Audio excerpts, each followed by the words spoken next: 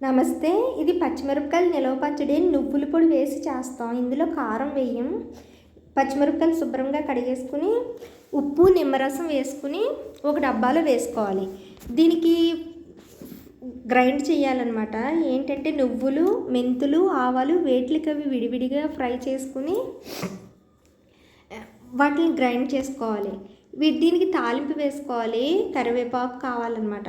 కరివేపాకు, ఎండుమిరపకాయ, వెల్లుల్లిపాయ, ఆవాలు, జీలకర్ర, మినపప్పు, శనగపప్పు ఇవన్నీ నూనె వేసుకుని ఆ నూనెలో ఇవన్నీ తాలింపులు వేసేసుకుని ఇందాక గ్రైండ్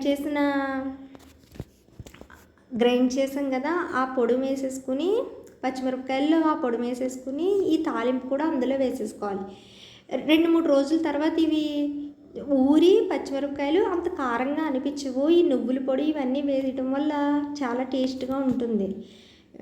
అది అంటే మళ్ళీ కారం గట్ట వేయకుండా మనం ఇలా వేయడం వల్ల కమ్మగా ఉంటుంది అన్నమాట. ఊరి చాలా బాగుంటుంది. ట్రై చేయండి.